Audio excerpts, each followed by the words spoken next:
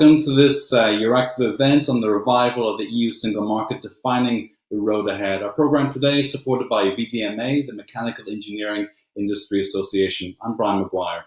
The European single market is one of the EU's greatest achievements, but it's underperforming according to industry stakeholders. Too much fragmentation, too much bureaucracy, and a lack of harmonised rules.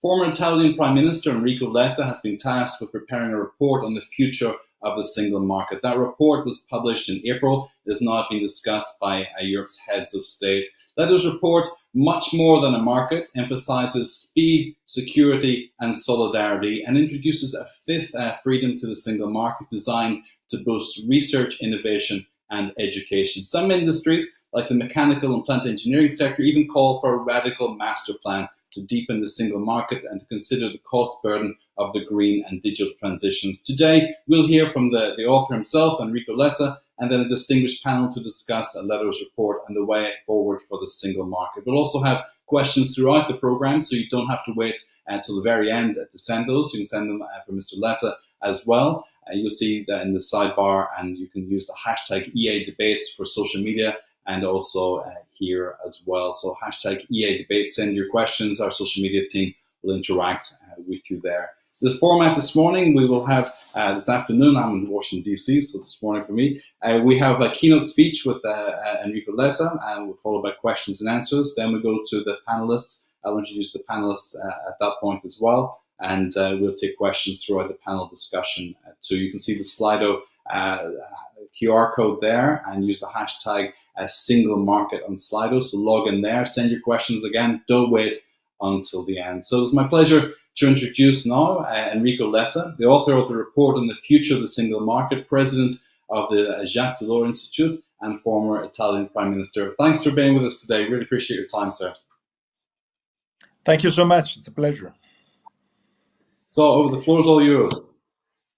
Thank you. Thank you. Thank you for this opportunity. Of course, it's a great opportunity for me to share some ideas of the report, to discuss with distinguished panelists, and to receive questions and comments. This report has been, since the beginning, a collective exercise, because I decided to have many meetings in all the different member states. I was also in DC for some meetings there.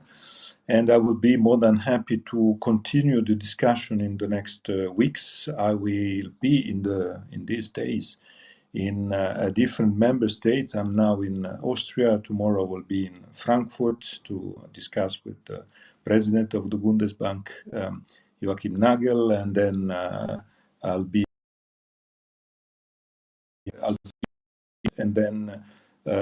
next week in Paris, in Brussels. So it's really a collective exercise, and I would like to continue this collective exercise, because we have to be very, I think, very tough by relaunching, first of all, the sense of urgency. That is my fil rouge, the fil rouge of the entire exercise. A sense of urgency. There's no more time. We are wasting time.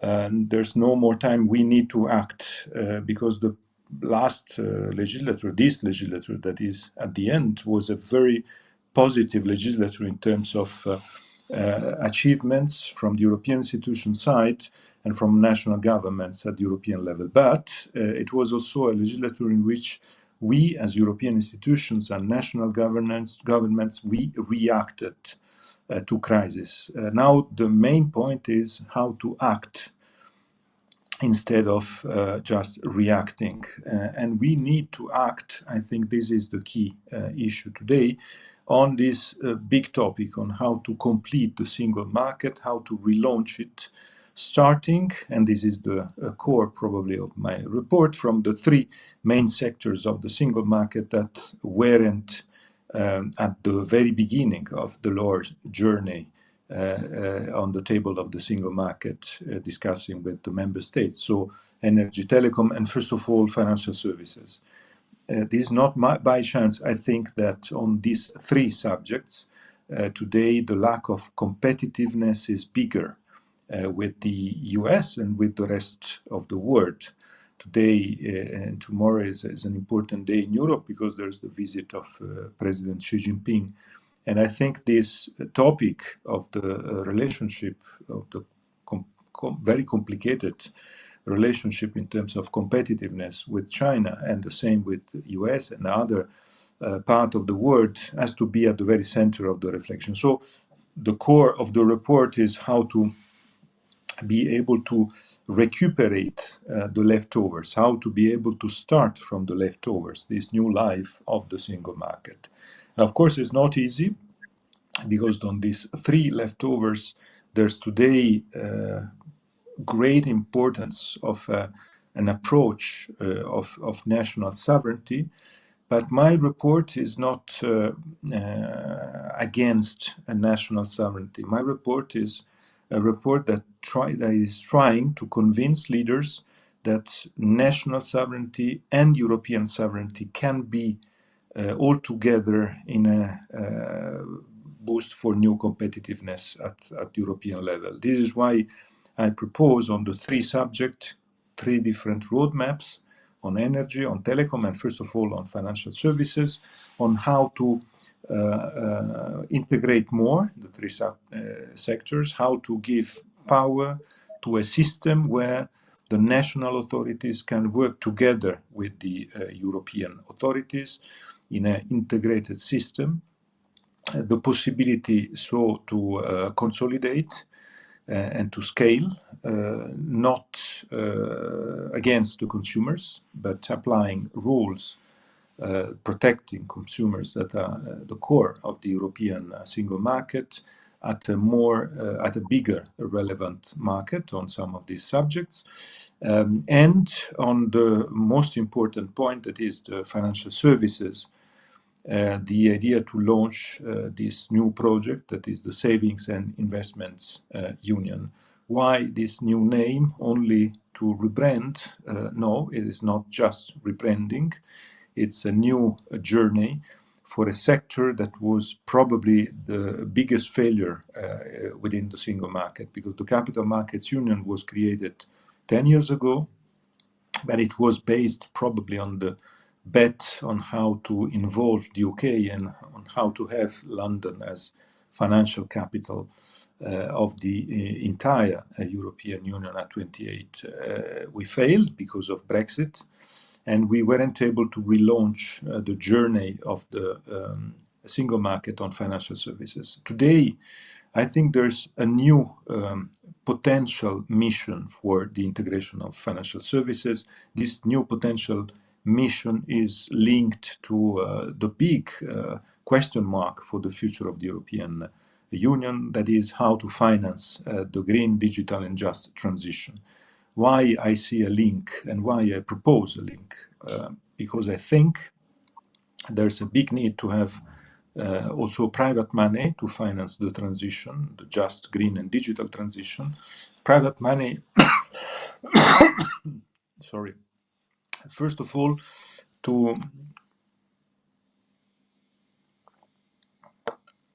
I was saying private money, first of all, to be able to keep our savings in Europe. Today, too many savings of the European savers are going to the US, and it is not good news. It's the demonstration of a very good and attractive US-American financial market and very poor and non-integrated European market. So a more integrated European market can be attractive, and so we can keep our savings in Europe, and we can link them with some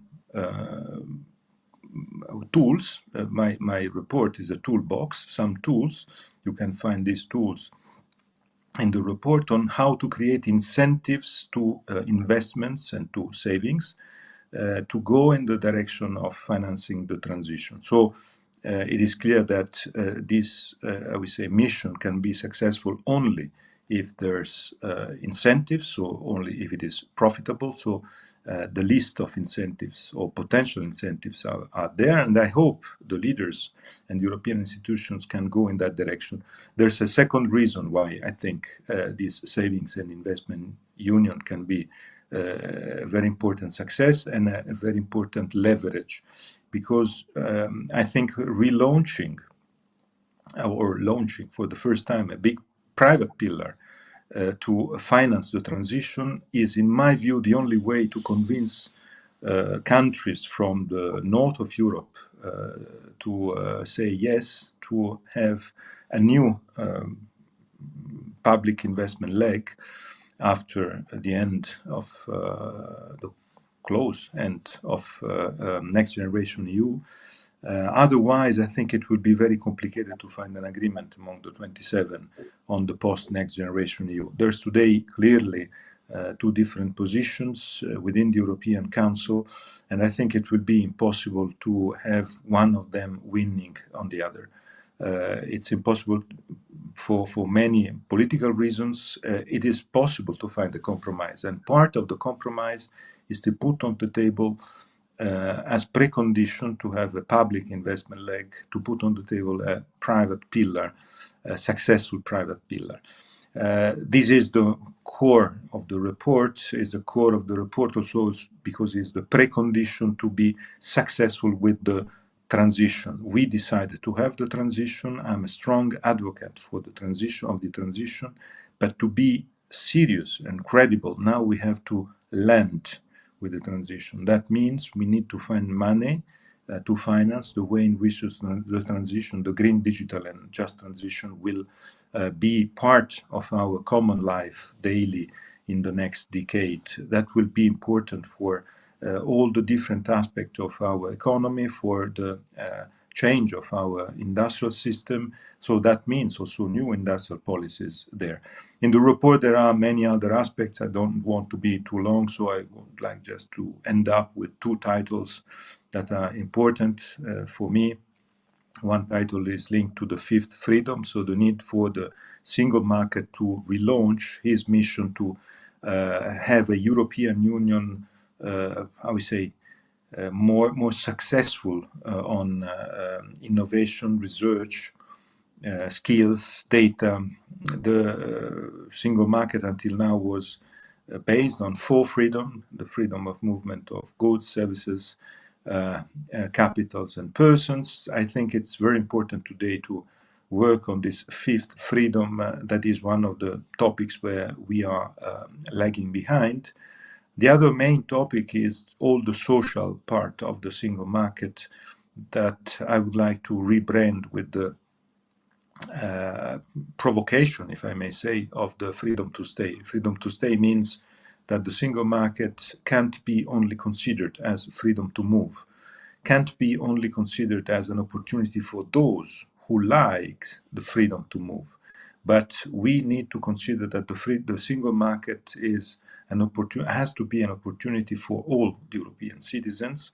That means addressing the social problems of the brain drain that is creating spoliation in many regions and many countries, that is becoming an urgent social problem, not only in the countries that of origin of the movement of people, but also countries that are welcoming people because of prices of housing, and many other subjects about a too big density. And that means also many other aspects of social problems that are today part of our, even of our electoral campaign that is beginning in these very days. And the electoral campaign, in my view, will be very important to set up the scene for the next legislature. Last time, the beginning of the legislature was very good in launching the Green Deal. I hope this legislature will start with this idea of relaunching the single market on this aspect, on how to have a speed, secure, and with the possibility to, I would say, to implement the word solidarity in a different way, with this idea of much more than a market. That is a very dollar-centered topic, and single market is not just for details or business people. Single market is first of all for the citizens, and citizens are at the core of the relaunch also of the economy of our continent. And I end up by relaunching this sense of urgency and this difficulty with the décrochage that we are experiencing with the US and with other parts of the world. We need to be totally aware of this problem, and I hope the next legislature will see the European leaders, the next European Parliament, the next European Commission working on these topics with this sense of urgency. Thank you. Thank you. Thank you so much. We have about 10 minutes, I think, for just to chat through some of these issues, and I encourage the audience just to send questions on Slido as well, and we'll bring those to Mr. Letta as quickly as we can. Let's focus on the citizens and SMEs and do it in reverse, because a lot of the criticism of the single market and the bureaucracy, it doesn't work for a lot of people because we're dealing with 27 markets. It's difficult enough for large businesses to get traction in the market, never mind small ones that don't manage the compliance issues or the artificial barriers that still remain in so many markets. In your report, walk us through what you recommend in terms of support for SMEs, how we need to restructure, and you were talking about the election. How does that translate? How will it translate for the average citizen as well? You talked about the cosmopolitan side of this. They kind of get it. They have the flexibility. They have the experience. But a lot of Europe doesn't function that way. How do we make this function for the whole of Europe? Your point is very important, because when I say a single market for all, I say, first of all, on the business side, single market that can be interesting and attractive not only for the big companies. The economic European system is based on SMEs. And until now, too few SMEs are taking advantage or exploiting the advantages of the single market. Why? Because the single market is too fragmented. We have 27 legal systems, 27 taxation systems, and for an SME it's very complicated. It's very difficult to deal with this fragmentation and these difficulties. This is why one of the main proposals of the single market report, the future of the single market report, is based, for instance, of this idea of the 28th regime. That means creating a sort of passport tool that can be a master key that can be used and chosen by a company, an SME, or maybe also from someone from abroad. I presented this idea, for instance, in the US last week, and I had the feeling that many investors could be really interested in having one passport to enter the European Union and to invest with just one legal system without the need to change, moving from one country to another. And the same for SMEs. It is a proposal. I strongly believe that this proposal can be once again a good compromise that can fly, because it is the way not to eliminate the different, I would say, commercial laws. I know very well it's impossible to cancel, and it is not feasible. But we have to add one 28th regime on some issues where the possibility for companies to use it can simplify. At the same time, in the report, there are many different proposals on how to, I would say, to limit all the problems related to the fragmentation that today is taking place. The fact that the enforcement is not well done among the 27, I would say, makes it impossible to have a really a level playing field, and many problems in the implementation. So simplification and cutting red tape are part of the proposals, and I strongly believe that the success of next legislature is really linked to the idea to have a strong possibility to work on all these subjects with a different approach, and with simplification and with eliminating fragmentation. Thank you. You were in Georgetown last week, right? And it's 10 minutes from where I am right now. So that's in DC. You go across the river from Georgetown, you're in Virginia, and you go up the road literally 10 minutes, and you're in Maryland as well. It's three different jurisdictions. I don't think a lot of Europeans appreciate that it's not quite one single market here either. And let's talk about the fifth freedom a little bit as well. Now, this really touches a little bit on the brain drain that Europe faces too, and how we need to keep our talent within Europe too. Do you think that the single market is limiting those who are ambitious, those who would scale up their businesses? They go some across the United States, for example, in particular. And your report, how does it address this kind of maintenance of talent within Europe and the capacity to scale up and with speed? Because you speak a lot about the urgency of this and the need to do this quickly, to react and get it done, not to think about it too long. I had the feeling that until now we considered the problem of brain drain within the European Union as a sort of collateral damage of the mobility, and the mobility is good by definition. I am a big fan of mobility, but at the same time, I think we have to consider the problem in a wider way. And today we have too many regions, too many countries within the European Union that are losing large part of our youngest, brightest population because of the opportunities of mobility. I don't want to say that it is bad for these countries and these regions. It can be good. It can be good if they are able to re-attract these talents. So it means working for the next round of the cohesion policy to tools that can be able to create incentives for people to come back to the origin regions or to the origin countries, and at the same time to work on the big topic services of that is one of the main problems we have today. Services of general interest are today in a problematic situation in many regions and in many countries. We have to work to avoid a sort of desertification of services. That is today one of the main problems, one of the main pushes for families or workers to leave one country and to go in another, to allow their kids to stay better.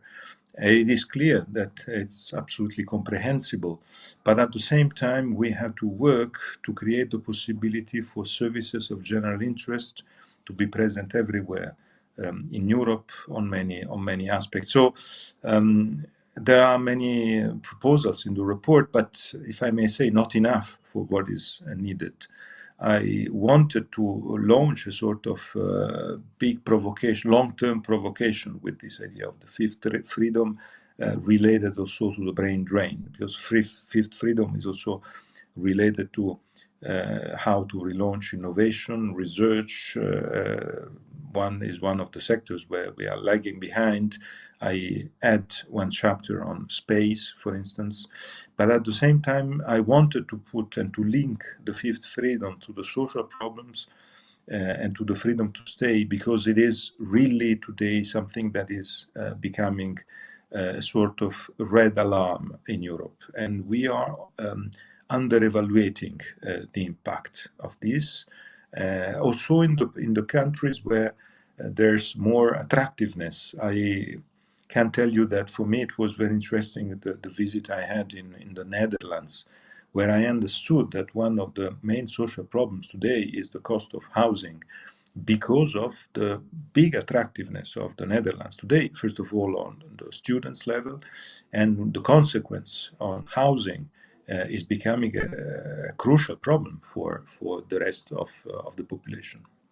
Let me just touch on that. We have a question here from, I know you have to go in just a moment, so just a couple of questions for you. One from MEP Josiane Cotillard. She's a Maltese MEP, and she says, we need to work harder at ensuring better free and affordable movement for those living in peripheral and insular regions, including island mainstreaming. Any thoughts on that? Yes, I put on the report one part, for instance, on maritime transport.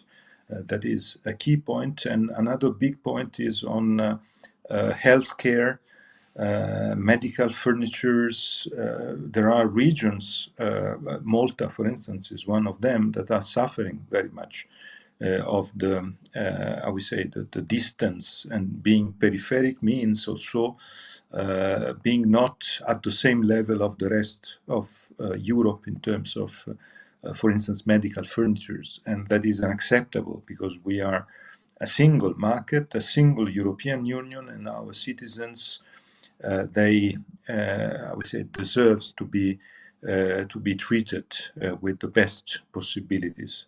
So yes, I think it's a crucial topic. I will attend in Malta in autumn the event organized by the peripheral regions in Europe, and I strongly believe it is a key issue, and is of course a key issue related also to the sea and to the maritime transportation. That is part of the report. There's a chapter on that.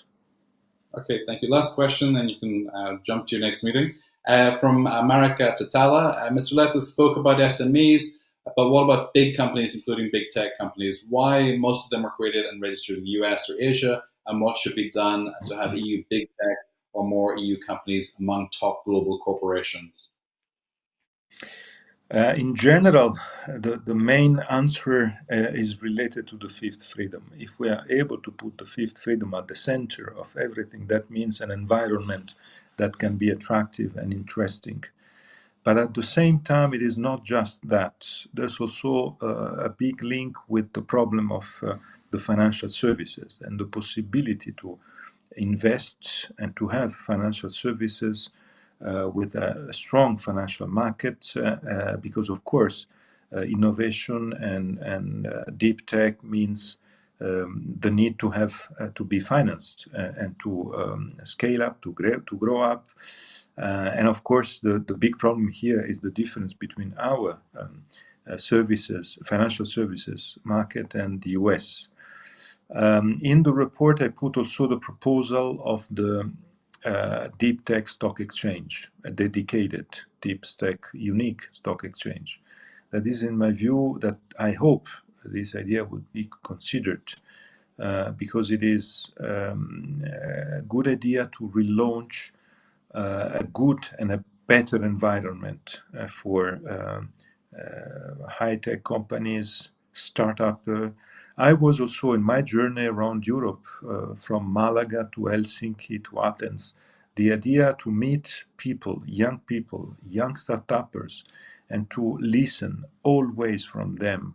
The big dream is to go to the US and to find there money, and to find there the good environment, and to find there the good link with center of research, with a lot of money and a lot of people, is of course one of our biggest problems, because when they leave and when they go to the US, it's very complicated to attract them. So I think these three aspects are part of the solution. Of course, is easier to talk about these solutions in a I would say webinar like the one, thanks to Euractiv, we are doing now, rather than having the I would say successful regulations, proposals. By the way, I mentioned regulations. One of the important part of the report is my regulation preference. So the fact that I say clearly we have to stop directives and we have to move from directives to regulations, because it's the only way to avoid bad enforcement and to simplify. And I strongly believe that this choice is one of the most important ones. Thank you. We may find that Europe looks a whole lot more attractive after the November election as well. So not that we wish that necessarily. Enrico, Letta, thank you so much for your time today. I really appreciate that and the contribution. And congratulations on your report. It was extremely well received. So we'll speak again, I'm sure. Take care. Thank you. Thank you. Thank you. Let's introduce our panel for the rest of the discussion. Please keep sending in your questions. And I have them in front of me. We'll bring those to the panelists, the ones you sent in for Enrico Letta. We'll bring those in some context to the panelists as well. We're going to introduce the panel. They're each going to have 60 seconds to do their introduction, and then we'll get straight into the discussion. Today we have with us Dita Sharanzova. She's the Vice President of the European Parliament, Czech MP with the Renew Group. We have Sandra Parthy. She's President of INT section of the ESC and Head of Brussels office of IW Cologne. And Carl Hausken. He's the President of the VDMA at the Mechanical Engineering Industry Association. Thank you for joining us today and for your patience. We spoke to Mr. Letta as well. Dita, let's kick off with you. 60 seconds for your key message for today. Thank you very much, Brian. Hopefully you can hear me. Yes, okay, good. Well, I've been working in the Internal Market Committee for 10 years, so I do welcome this new attempt how to make sure that the internal market works for the businesses and citizens. So in this regard, fingers crossed that we also make sure that there is a political will to deliver on this report. Mr. Prime Minister mentioned that for successful outcome of his report, money is needed. I would say also a political will is needed to deliver, that it would not be just cherry picking, but it will be really to deliver on the overall package. If you want me to say where I see the most positive part of it, I would say that I very much welcome the call for the capital markets. That's what has been already explained by Mr. Letta. I think we need to get rid of the barriers in this sector and to make sure that we have a real capital market in the European Union. Of course, I also welcome his call, for instance, for the high-speed trains between the European capitals. On the side where I would have question marks is the calls for how to create European champions, and basically the idea of opening the taps of the state aid in Europe. I am not convinced that this is the best way how to achieve competitiveness of Europe. Overall, I would say that Mr. Letta is a doctor who said what we should do to achieve healthy Europe. And I hope that everybody is ready to get rid of the cheeseburger and start working on healthy Europe. Thank you. I appreciate that metaphor. Sandra, over to you. 60 seconds. Yes, thank you very much for the opportunity to be here and to share a bit the view from the ESC, which of course is the employers and the employees as well as the civil societies forum. I think what we have been discussing also previous to Mr. Letta's report, but also now based on what he has proposed is really investment is the key factor. Investment is really the main point to have a successful revival of the single market. So big support for this idea of investment and savings union. I would like to point out, though, that the private investments currently make up more than 85% of all investments in the EU, including obviously for the green and digital transition. So sometimes it might sound as if there's only public money that is driving the change, but that's not the case. The vast majority is actually already being put on the table by private actors. But obviously what makes a lot of sense is to have a joint European investment facility. That's much better than having a multitude of uncoordinated national ones. The same applies actually also to the area of industrial policy. We don't get anywhere if everyone continues to promote their national industry interests or their perceived national industry interests. We do have to come up with a coordinated European approach and really benefiting from the comparative advantages that we have in the different member states. Furthermore, I believe also that we do now, with the Green Deal and a number of other legislative proposals, we actually do have a quite comprehensive regulatory framework in place. And I think now it is really about making it work. So really enforcing it, using it, and preferably enforcing it in a harmonized way across all member states. I don't think we should be adding much more to it. Really, the focus should be now on actually implementing it, helping companies to deal with all these new proposals, all these new requirements before we start adding more. So that also links up with the demand of preventing further fragmentation of the single market, where we really would also support the approach of going more into the direction of regulation as opposed to directives that tend to be implemented rather diversely across the member states. Thank you. Thank you, Sandra. Carl, over to you. Okay, yeah, thanks for making me part of this. For us, it's important to mention representing, well, we call it the mechanical engineering industry. I don't like that expression because mechanical, as much as I like it, is kind of old school. So it's more the industry that manufactures components, machines, and big equipment. And we are representing over 3 million employees in Europe and over 1 million in Germany alone. And the success of this industry is to a large extent due to the success of the single market in the last 30 years. So there is a very positive conclusion so far of the effects of the single markets. However, I think all of us, we are worried about the current state of the Union, where we see a lot of stronger nationalistic views and even protectionist reflexes and activities inside the EU. And I think if you look at national subsidies, that's a good example now that they are easier to do than before under the new framework.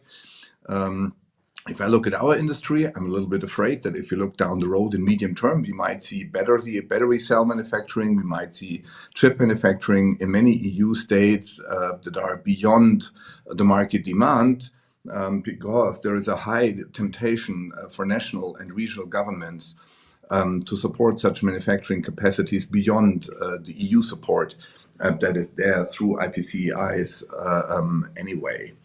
So we really need a new political push for the completion of the EU single market. It has to be the top political priority for the next Commission and for the next Parliament. And it's not enough to mention this completion of the EU single market as kind of a soapbox speech, but there must be a dedicated and shared plan to remove existing barriers in the single market. It is extremely difficult to realize that in detail, and I think the capital union is a very nice example. And a lot of that is due to the national interests that remain to be in conflict. So we believe we also have to ask ourselves the question whether the EU is really structured in a way which allows success or whether restructuring is required. The Letta report certainly is an excellent starting point for this. Thank you. Aditi Shanzova, let's follow on a little bit from that as well. You're not a big fan of state aid, I hear. So what about the deregulation that's necessary to achieve a more harmonized single market? Do you think Letta goes far enough with this, or is there more to be done? And just to take up his point about using regulations instead of directives as well, is that the way forward? Definitely, and I do agree with what just Carl mentioned. It's been also my experience that whenever we have a regulation, we were sure that the implementation is done in the same way in all member states. While when we have a directive, there is the so-called Christmas tree effect in every member states, and sometimes then the Commission has to double check whether actually the addition by the national parliament reach the goal of the directive itself. So very much in favor of regulation. Second, I do agree that we need to do much more on the enforcement side. So I've been also calling to have, for the first time in the history, a commissioner responsible for the enforcement, kind of watchdog, who will just check how the implementation is done in practice, that we also pay more attention on the REFIT program, which is basically to see how different laws fit together, if there is no any overlap. I mean, we've been talking in Brussels for some time about one in, one out principle. So once we adopt one legislation, another should be considered to be removed. It has not been met. This goal is still valid, and I very much hope that the next Commission will deliver, that it will not be just the words on the paper, but that we will turn it into reality. And the reason for it is that what we know from different surveys and polls, that we are losing the trust of the businesses in the European integration. So I think we need to listen more carefully to the voices of those that have always appreciated the benefits of the single internal market. Just to extend your healthcare metaphor, probably Europe needs rehab when it comes to new lawmaking, and one in, one out doesn't seem to be working that well. This is what Frans Timmermans was supposed to do during this tenure as well, and we don't seem to got much traction with it. Sandra, you talk about 85% of investment coming from the private sector in this as well. How much of that is supported by European public funds indirectly as well, whether it's development projects with the EIB or others like that as well? Is there a recalibration in terms of how private money can be leveraged, like we had with the Juncker plan, for example, and subsequent plans, to really enhance the single market and to enhance the export capability? Yeah, I mean, there is obviously quite some support also coming from European funds and European Investment Bank, for instance.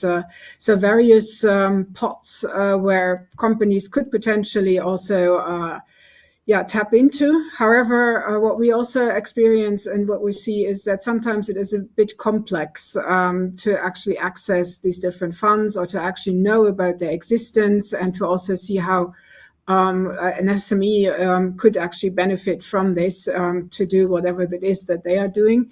But overall, yes, there is sort of a steering quality to European funds and European money that really would give a signal to private investors as to what the direction of travel really is. So definitely, if the EU provides green bonds or provides other things, that does drive the investments, of course.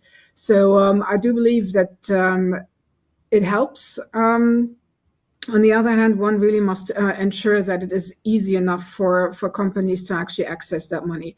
We don't have the situation here as in the US with venture capitalists in the same way. So we really have to make sure that the banking system that is currently the most relevant for financing and funding our companies remains accessible and becomes potentially a bit more accessible to them. And that would already go a long way of helping us in the transition. Thank you. Carl, is the inefficiency within the single market, is this an accidental inefficiency, or is this deliberate artificial barriers which continue to be erected by individual member states? I wouldn't say deliberate. I think we have a combination of interests, and we have conflicting targets, conflicting objectives, and we perceive regulation in the EU often as the result of trying to get everything under one umbrella, given regulation, covering all kinds of interests. And at the end of the day, you have a super detailed, annoying, top bureaucratic regulation. So I agree, yes, the discussion, are we talking about regulation or directives, is an important discussion, but even more important is what is good regulation, what is efficient and right regulation.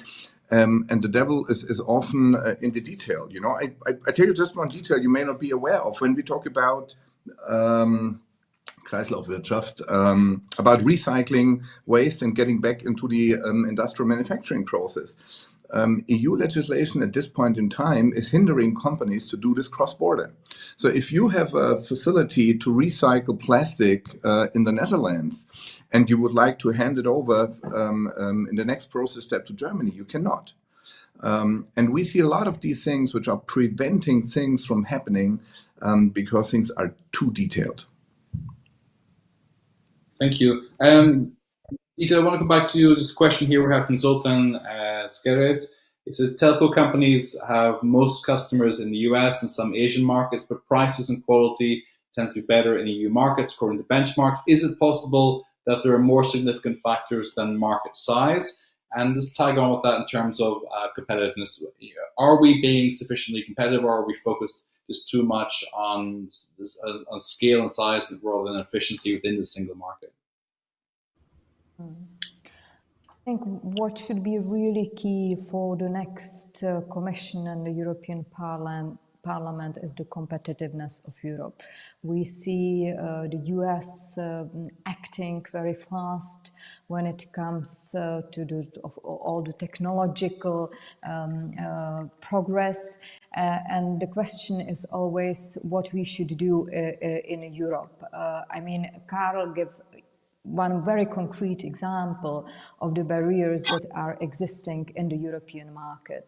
When it comes to the telecom sector, I think we will hear a lot about consolidation of the market in the sector. It has been floated already for some weeks and months in Brussels already. So I think we will have the discussion on how to consolidate telecoms market in Europe during the next legislation. I think for me the core is, and I will go back to my introductory remarks, is not how and where to pump the money, but is really to create the level playing field for the companies. And there I think we are really struggling. I hear a lot from the companies that we focus so much on regulation that sometimes we over-regulate the environment when it's not needed. So I hope that we will really think twice before we adopt any new legislation. There is always a kind of political spirit to produce more and more, but I think that if we focus on enforcement, if we focus on refit to see whether the law is still relevant, that is currently in practice, that's the way forward. Do you think that European Union has a market which is too open in terms of the United States and China competing within Europe? And Europe is facing barriers in China and the US, which are disproportionate as well. Does that limit our competitiveness as well? I think it's the question that we've been, trying to resolve during the last 5 years. It's very much linked to this concept of open strategic autonomy. I'm a liberal person, so you will not hear me answering your question by saying that we should have Europe that is more inwards looking. I still want to have Europe that is open. Of course, Europe that thinks about its companies, about the European framework, about the European level playing field, about European SMEs. But I don't think that the way forward is that Europe that will completely cut off the ties with especially our like-minded countries. Yes, but at the same time, do we make it too easy for these countries? And are we, put it another way, are we not forceful enough in making our way into external markets? It's not that we limit the participation of US and China, depending on which sector you want to look at. but that we are not forceful, not pushing forward? I think it has changed over the last 5 years. I think we were mainly pushed by the previous Trump's administration to realize that we have to think a lot about ourselves. Now we don't know who will be the next US president, and the same thinking is back in Europe. To make sure that we think, as I said, about European companies and European interest. And it's normal, it's logical, and I do agree with it. But at the same time, I think also it's in the interest of the consumers to have wide choice, to have possibilities to make a right decision. So I don't want to see Europe that is completely inwards looking. That's what I said. So I do see the merits that we have to do more in Europe. I think we have our lesson learned also from the COVID pandemic. We see the dependency that we had in energy sector, for instance, in medical field. We have adopted new rules when it comes to government procurement in defense, for instance, but let's do it in a way that Europe still remains open. Thank you. Carl, go ahead. You can feel my impatience. First of all, I would really like to strengthen the point that Dieter has made. Let's keep our borders open. If we talk about competitiveness, the first thing we have to do is look at our own competitiveness. What can we do better and more efficient within Europe before we reflect upon how can we restrict others of entering Europe? And then I think there is a large potential that we can still release within Europe, number one. Number two, most of our industries are globalized industries, and they depend on open borders. And we should ask ourselves the question, what about free trade agreements? What has the existing Commission reached in FTAs? I think it's a poor performance. And when we look forward, that has to be on a totally different level. Why is the EU not able to make Mercosur happening? Just because, let's say, some farmers move the tractors on some main roads. So there's a lot we can do, staying open and improving our own performance and competitiveness. And that should be the task for the next Parliament and the next Commission. Just on this, Carl, free trade agreements, they tend to be quite divisive across the political spectrum as well. Now, the centre is more or less aligned on the benefit of free trade agreements. You have factions to the left and to the right, which will likely increase during the next legislature, and which would oppose free trade agreements strongly. How do you make that argument to the voters that we need to have a more outward-looking approach, we need to be more competitive? Is that something that will sit on a manifesto and translate well, or is this just something that business speaks about and business focuses on? Well, certainly the key is the public discussion and public information. Yes, we have to convince people about the positive effects of trade and globalization.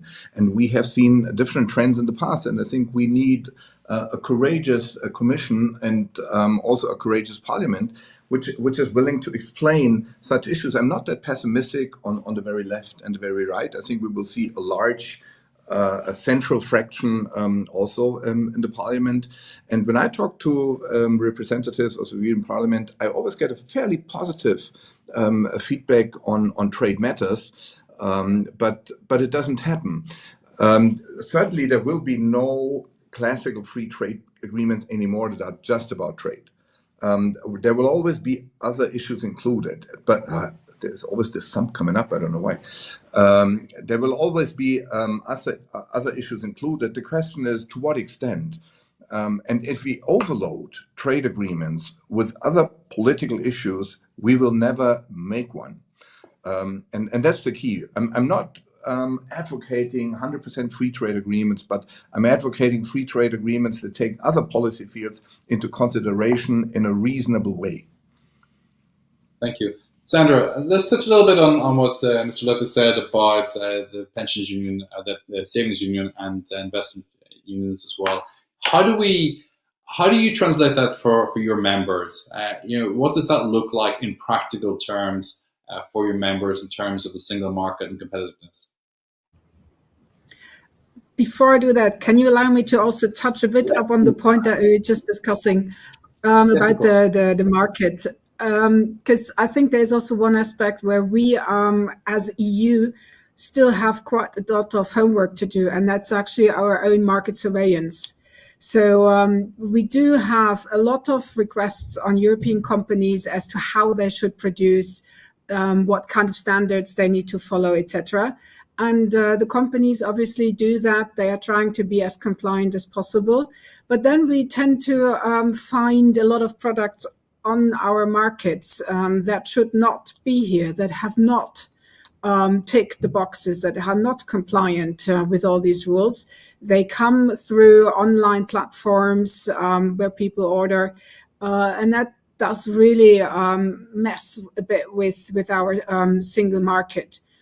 We put these burdens on our companies, and then we don't actually ensure the market surveillance and to ensure that products who do not fulfill our own criteria do not get access to the market. So I think this is really something that deserves a bit more attention, that deserves potentially much more staff and personnel on the national level to check what kind of goods are getting into our market.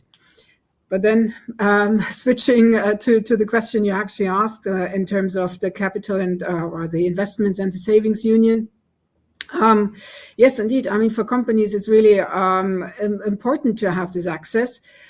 We tend to have a debate about the capital markets union being a bit of a silver bullet. And one of the things that sort of stops the silver bullet from actually sort of being used is this whole debate about the insolvency law. And on that one, I must say I'm a bit pessimistic, because insolvency law per se is not something that is a standalone law.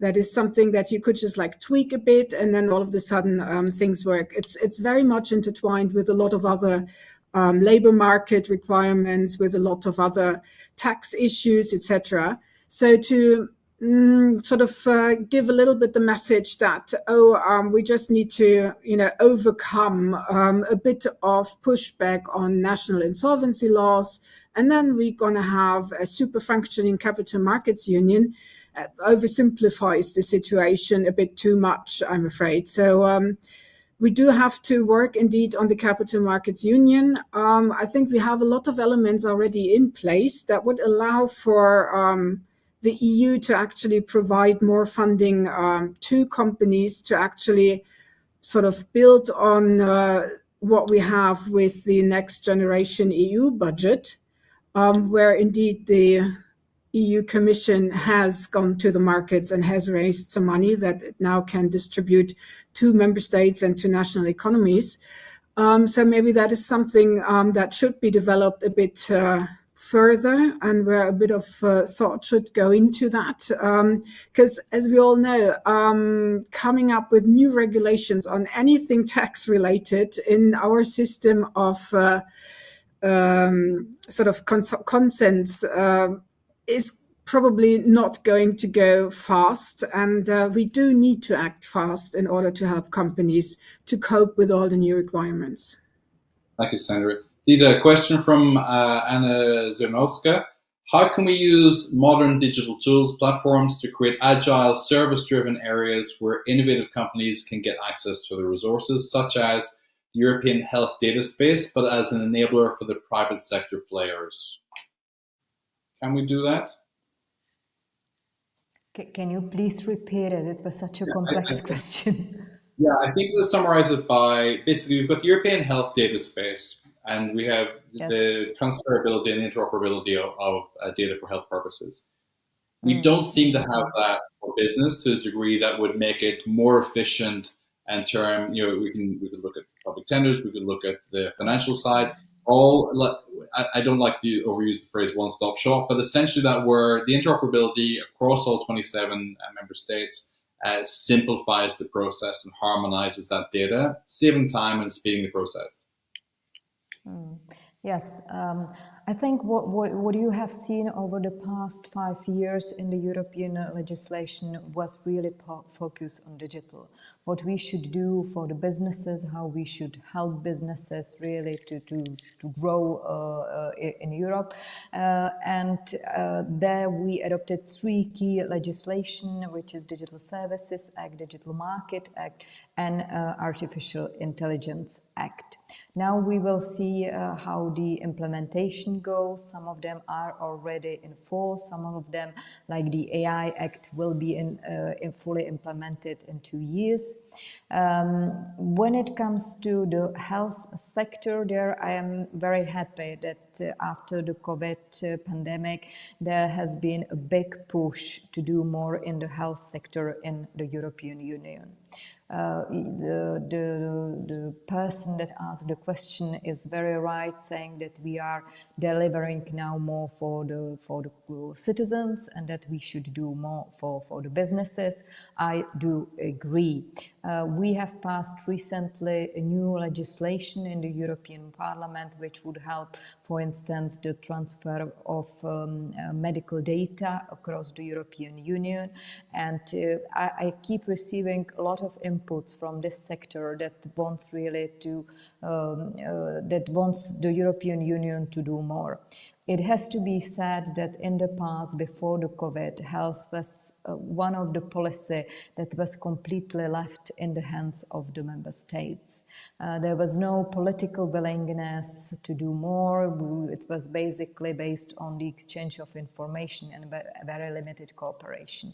The lesson learned from the COVID is obvious that this is the sector where we should invest more.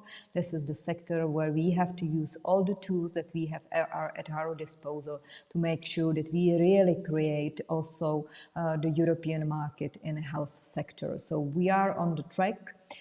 Maybe it's not the speed that the person that asked the question wished to have, but we are on the track.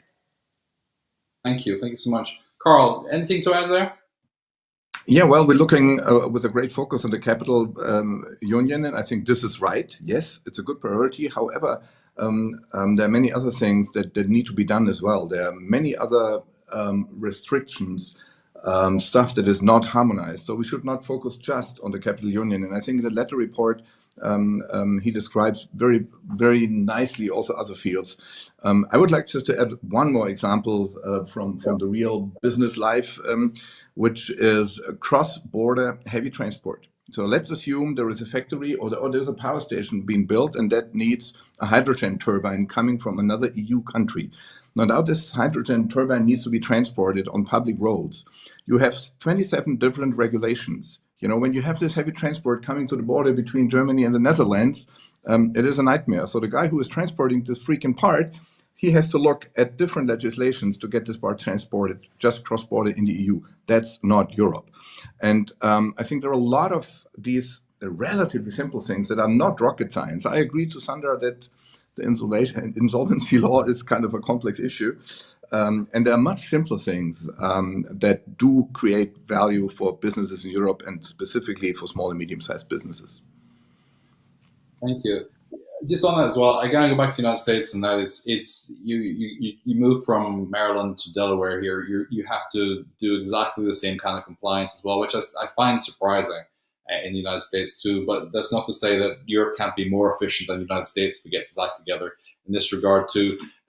Carl, just to stay on this for a moment as well, practical examples of how the Letta report could supercharge Europe's single market. Well, yeah, there's a whole chapter. Yeah, there was a whole chapter on better regulation. I was mentioning better regulation before as a key, and in the Letta report you find a whole chapter on that. How could regulation be more efficient and have more relevance? That's very much key. We also believe that the capital union, the telecommunication union, all the important aspects are in the Letta report. And that makes me optimistic, by the way, because as Enrico mentioned, it's not a report that he just made sitting in his ivory tower, but it is a report that is the result of many, many consultations throughout Europe and through different stakeholders within the European society and economy. So if there is a key message I'd like to place is, use this report, use the Letta report in the years to come, learn from it and make it happen. Dina, the political temperature on this at the moment, the report was well received in general. Everybody has something to say about it. But the overall approach seems to be well received, workable document. How do you think it'll translate over the next couple of years? $1 million question. Or billion I think dollar it's very timely report, because it's just before the European elections, before the new European Commission will start its mandate, before the European Parliament starts working. So it's very timely. Now we need to keep talking about this report. So thank you very much again, Euroactive, for organizing also this conference. We need to get all the inputs from the businesses, from the industry side. And we need to push the politician to deliver. Otherwise, it's yet another report. You know, I've read, for instance, one of the goals, which is to increase the R&D funding. Well, the 3% target has been here since 2010, and we haven't met it yet. So it's all nice to read it in every single European Council conclusions that it's important and we should do it, but we do not do it. So I think it's all about the political courage, political will, and we need to get the push from the businesses and industry sector. For me, the alarm was to read that the trust of the European businesses is at its lowest to the European project. So, I mean, this is the wake-up call. Let's be very honest. So, and now you have, you know, you have the recipe, you have the book, you have the paper, you have the recommendation. So just follow it. But you need an ambassador of sorts to push that through, somebody who's inside the chamber, who's going to get, and within the Parliament and within the Council as well, and not least the Commission. So can you envisage a champion for this report who will advocate on Letta's behalf and get this done? I'm positive because what I keep hearing for the last 2 weeks in Brussels and Strasbourg is that the next European Commission will basically focus on 2 main issues. One, competitiveness, and second, defense. So, when it comes to competitiveness, it's all in this report. We need to have like we have now, Commissioner Timmermans for Green Deal agenda, being the first executive vice president. Let's do the same for the competitiveness in the internal market. And let's yet another commissioner for enforcement. So we have to reshuffle the portfolios, we have to reshuffle the priorities in Europe, and make sure that the next 5 years will be really about how to deliver on this report. Commissioner Breton's name seems to be written all over enforcement, defence and competitiveness if he makes it back again as well. All right, we have a few minutes left, so let's take another couple of questions and then we'll do our wrap up as well. Dimitri says the governments are still, just some things to respond to. Governments are still answerable to their electorate, so they cannot avoid national-oriented industrial policies. The key, however, could be that these policies could find their way in a comprehensive European innovative system as well under the document. Sandra, you want to respond to that? I'm not convinced this is an electorally sensitive report or topic. It's not going to cut through too much, but the practicality of getting this done would have huge consequences as well. So, you know, how does your organization, your membership, persuade governments to make this shift in the direction of the Letta report as well? You know, we talk about the political high level here as well, but they will listen to the voices of the constituents of their industries as well to drive this. So from your side, what do you anticipate for the next couple of years in delivering here? Well, I mean, again, a very difficult question. How do you actually make politicians listen to the good insights that we have and to actually sort of turn this into something actionable? But I think it doesn't mean that you cannot answer to your national interests by combining what you perceive is important for your own country and your economy with what happens in other countries across borders. So I think that's actually a win-win to just coordinate much better what is going to be supported, funded, sort of decided as a priority, because otherwise it could just become sort of contradictory that, you build some kind of infrastructure to the border and then it ends there because on the other side of the border they haven't had the same priority. So basically you might have wasted quite a lot of capital that way. So I think to really align better the agendas, the planning, as far as national governments are actually involved. It's not always the case. I mean, sometimes it's simply the business sector that has to make those decisions and has to make the benefit analysis as to whether or not something is going to make sense. Another thing that I really would like to sort of underline a bit and potentially also ask governments to take up a bit more is we sometimes tend to be a bit doom and gloom about our industry, about our economy. And actually, we do have quite a lot of innovative companies in Europe. They do quite a lot of good things. They develop high quality products that really are better than the ones from other parts of this globe. So we do have quite many and rather diverse industrial clusters. So there's a lot of things that we actually can promote and that member states should also promote, be it through international standard setting organizations, for instance, but also be it through procurement, through the uptake of products developed in Europe by sort of the public sector. That would already go a long way in showing that it's not only America that can be great, but it's also Europe that is great and has great companies, actors, and products. And we should not be, playing this game as if we would not be there. We would not be able to compete. We can, but we might actually have to sort of be a bit more, vocal about it. First of all, thank you. We're going to wrap up now with 60 seconds from each of our panelists. Dita, you want to kick off? 60 seconds just to summarize. I think the proposal is a very welcome step. It's very timely.